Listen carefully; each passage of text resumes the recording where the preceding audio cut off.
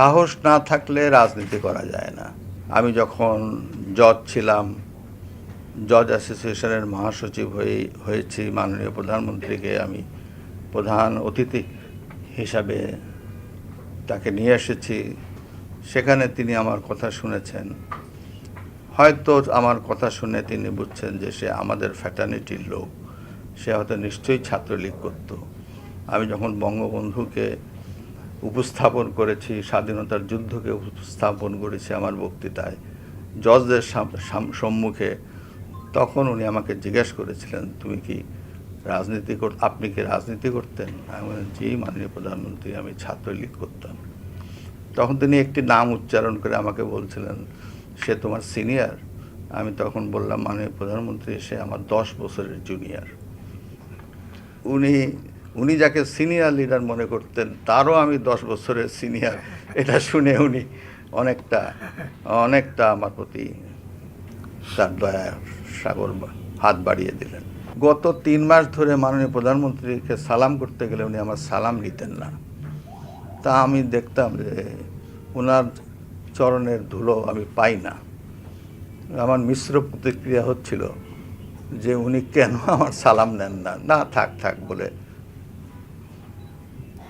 কিন্তু সেই সময় যে ওনার মনের মধ্যে রাষ্ট্রপতি হিসাবে আমার নাম গ্রথিত হয়ে গেছে, এবং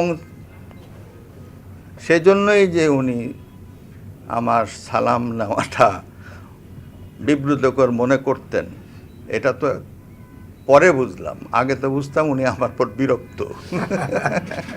সাহস না থাকলে রাজনীতি করা যায় না।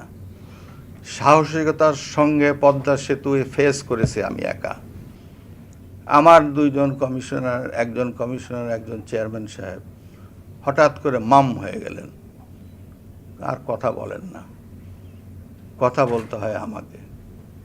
আমি বিচার বিভাগ থেকে এসেছি, 27 বছরের বিচার বিভাগীয় অভিজ্ঞতা আছে। আমাকে ডক্টর কামাল হোসেনের আইন দ্বারা আমাকে পরাস্ত করা যাবে না। ডক্টর কামাল হোসেনের আর ব্যারিস্টার মঞ্জুর রশিদের আইন দ্বারা ওনারা ছিলেন অ্যাডভাইজার ওয়ার্ল্ড ব্যাংকের টিমের।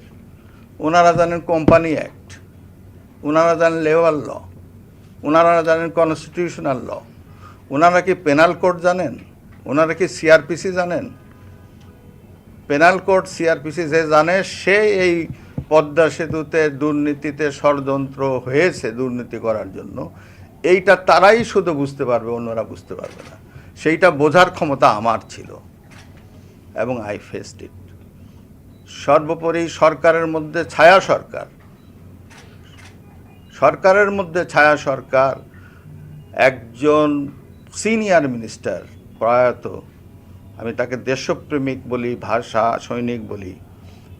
অবশ্যই তিনি দেশপ্রেমিক এবং ভাষা সৈনিক। তিনি এবং আমাদের পররাষ্ট্র উপদেষ্টা আমাকে বললেন যে ওয়ার্ল্ড ব্যাংক যা বলবে তাই করতে হবে। আমি বললাম, ভাই, ওয়ার্ল্ড ব্যাংক কি আমাদের ফাদার মাদার? যা বলবে তাই শুনতে হবে? আর্গুমেন্টাল পয়েন্টে আসুক আমার সাথে। আমি ওনাদের বললাম, আমি পারবো না, আপনারা করলে করে নেন। আমার একার দৃঢ়তার জন্য তারা বিশ্ব ব্যাংকের এজেন্ডা পূরণ করতে দেয় নাই। সকলের মুখে মুখে বলছে এই নির্বাচন খুব ক্রুশিয়াল হবে। আমি মনে করি কোনো কিছুই ক্রুশিয়াল না। আমাদের সংবিধান আছে, আমাদের কনস্টিটিউশন আছে, কারও মাথা ঘামানোর প্রয়োজন নাই। এই কনস্টিটিউশন অনুযায়ী স্বাধীন নির্বাচন কমিশন একদম তাদের স্বাধীনতা দিয়ে, সর্বোচ্চ স্বাধীনতা প্রয়োগ করে, সংবিধানকে আপহেল্ড করে এই নির্বাচনটি নিরপেক্ষ, পার্টিসিপেটরি এবং গ্রহণযোগ্য জাতীয় নির্বাচন অনুষ্ঠান করতে সক্ষম হবে।